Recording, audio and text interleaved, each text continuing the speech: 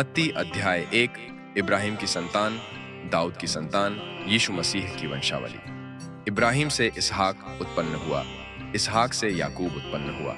और याकूब से यहूदा और उसके भाई उत्पन्न हुए। यहूदा से फिरिस, और यहूदा और तामार से जोरह उत्पन्न हुए, और फिरिस से हिस्रोन उत्पन्न हुआ, और हिस्रोन से एराम उत्पन्न हुआ, और एराम से अम्मीनादाब उत्पन्न हुआ, और अम्मीनादाब से नहशोन, और नहशोन से सलमोन उत्पन्न हुआ, और सलमोन और राहब से बोअज उत्पन्न हुआ, और बोअज और रूत से ओबेद उत्पन्न हुआ, और ओबेद से यिशै उत्पन्न हुआ, और यिशै से दाऊद राजा उत्पन्न हुआ, और दाऊद से सुलेमान उस स्त्री से उत्पन्न हुआ जो पहले उरिय्याह की पत्नी यी,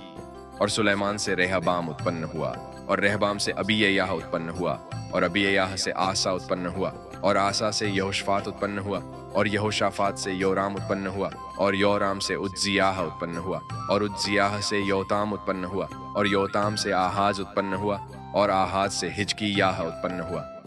और हिजकिय्याह से मनश्शेह उत्पन्न हुआ,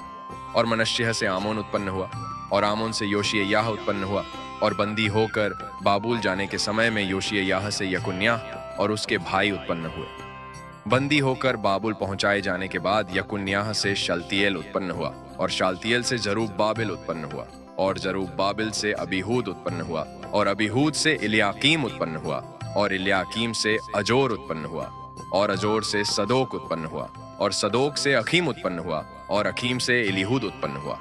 और इलीहूद से इलियाजार उत्पन्न हुआ, और इलियाजर से मत्तान उत्पन्न हुआ, और मत्तान से याकूब उत्पन्न हुआ, और याकूब से यूसुफ उत्पन्न हुआ जो मरियम का पति या जिससे यीशु जो मसीह कहलाता है उत्पन्न हुआ। इब्राहिम से दाऊद तक सब 14 पीढ़ी हुई, और दाऊद से बाबुल को बंदी होकर पहुंचाए जाने तक 14 पीढ़ी, और बंदी होकर बाबुल को पहुंचाए जाने के समय से लेकर मसीह तक 14 पीढ़ी हुई। अब यीशु मसीह का जन्म इस प्रकार से हुआ कि जब उसकी माता मरियम की मंगनी यूसुफ के साथ हो गई तो उनके इकट्ठे होने के पहले से वह पवित्र आत्मा की ओर से गर्भवती पाई गई।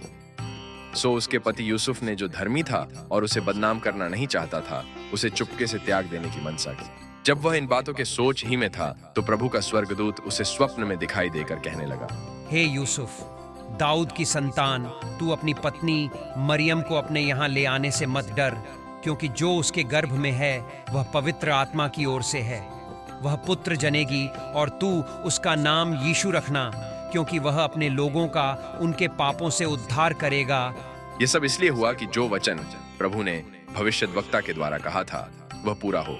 देखो, एक कुंवारी गर्भवती होगी और एक पुत्र जनेगी, और उसका नाम इम्मानुएल रखा जाएगा, जिसका अर्थ है परमेश्वर हमारे साथ। तब यूसुफ नींद से जागकर प्रभु के दूत की आज्ञा के अनुसार अपनी पत्नी को अपने यहाँ ले आया, और जब तक वह पुत्र न जनी तब तक वह उसके पास न गया, और उसने उसका नाम यीशु रखा।